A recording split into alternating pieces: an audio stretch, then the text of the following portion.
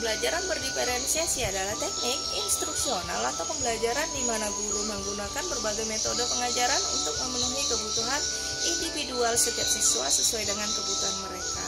Kebutuhan tersebut dapat berupa pengetahuan yang ada, gaya belajar, minat, dan pemahaman terhadap mata pelajaran.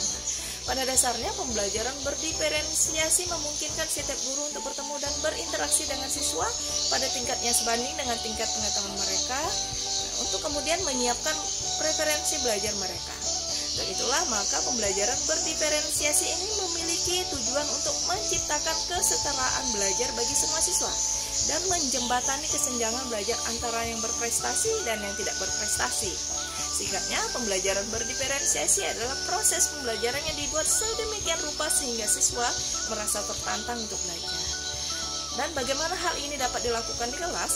Jawabannya adalah dalam pembelajaran berdiferensiasi, guru memfasilitasi murid sesuai dengan kebutuhannya. Karena setiap murid mempunyai karakteristik yang berbeda-beda, sehingga tidak bisa diberi perlakuan yang sama. Dalam menerapkan pembelajaran berdiferensiasi, guru perlu memikirkan tindakan yang masuk akal yang nantinya akan diambil. Karena pembelajaran berdiferensiasi tidak berarti pembelajaran dengan memberikan perlakuan atau tindakan yang berbeda untuk setiap murid, maupun pembelajaran yang membedakan antara murid yang pintar dan yang kurang pintar. Pembelajaran berdiferensiasi tidak hanya berfokus pada produk pembelajaran, tetapi juga fokus pada proses dan konten atau materi. Metode ini dapat diterapkan hampir pada semua mata pelajaran. Untuk dapat menerapkan pembelajaran berdiferensiasi di kelas, hal yang harus dilakukan oleh guru antara lain yaitu 1. Melakukan pemetaan kebutuhan belajar berdasarkan 3 aspek, yaitu kesiapan belajar, minat belajar, dan profil belajar murid. Nah, ini bisa dilakukan melalui wawancara observasi atau survei menggunakan angket dan lain-lain. Dan yang kedua, merencanakan pembelajaran berdiferensiasi berdasarkan hasil pemetaan. Nah, guru memberikan berbagai pilihan, baik dari strategi, materi, maupun cara belajar. Dan yang ketiga adalah mengevaluasi dan merefleksi pembelajaran yang sudah berlangsung.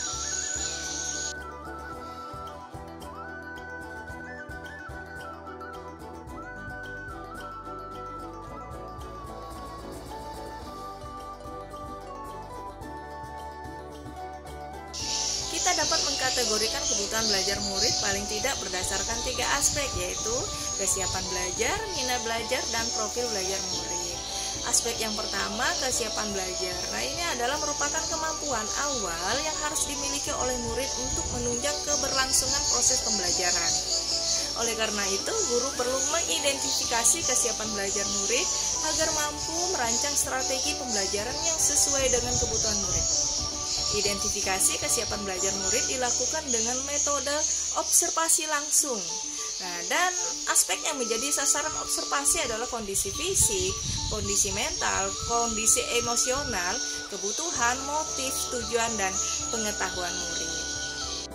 Aspek yang kedua adalah minat murid. Menurut Setiani dan Priyansa, minat belajar merupakan suatu keinginan atas kemauan yang disertai perhatian dan keaktifan yang disengaja yang akhirnya melahirkan rasa senang dalam perubahan tingkah laku, baik berupa pengetahuan, sikap, dan keterampilan.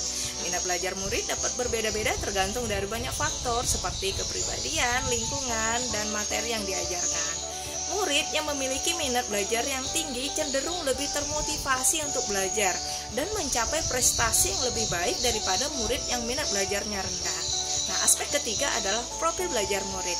Profil belajar murid terkait dengan banyak faktor seperti bahasa, budaya, kesehatan, keadaan keluarga, dan kekhususan lainnya. Selain itu juga akan berhubungan dengan gaya belajar seseorang. Menurut Tomlinson, profil belajar murid ini merupakan pendekatan yang disukai murid untuk belajar, yang dipengaruhi oleh gaya berpikir, kecerdasan, budaya, latar belakang, jenis kelamin, dan lain-lain. Tujuan dari pemetaan kebutuhan belajar murid berdasarkan profil belajar adalah untuk memberikan kesempatan kepada murid untuk belajar secara natural dan efisien. Menurut Tomlinson, ada banyak faktor yang dapat mempengaruhi pembelajaran seseorang. Nah, berikut ini adalah beberapa yang harus diperhatikan seperti lingkungan, ya, contohnya seperti suhu, tingkat aktivitas, tingkat kebisingan, dan jumlah cahaya.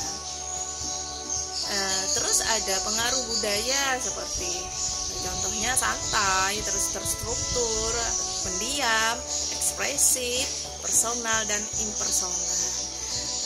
Terus ada visual atau belajar dengan melihat, contohnya diagram, PowerPoint, catatan, peta, dan grafik organisator. Terus ada auditori atau belajar dengan mendengar, seperti kuliah, membaca dengan suara keras, dan mendengarkan musik. Dan ada kinestetik atau belajar sambil melakukan, contohnya bergerak dan meregangkan tubuh, ada kegiatan hands on dan sebagainya.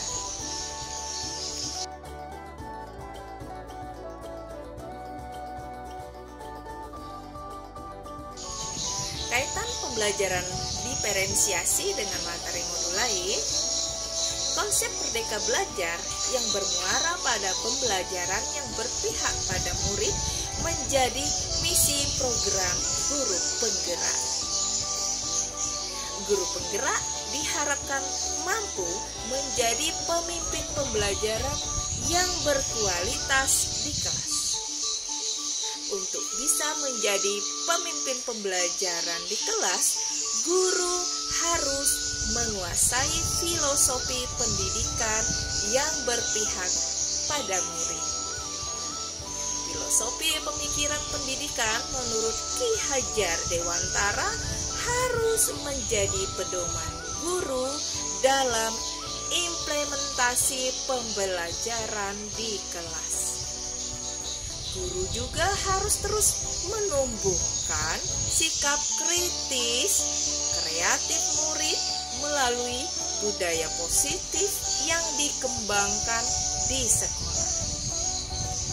Melalui tahapan ini diharapkan guru mampu menerapkan pembelajaran berkualitas yang berpihak pada murid, yang memenuhi kebutuhan belajar murid dengan mengakomodasi perbedaan individual murid.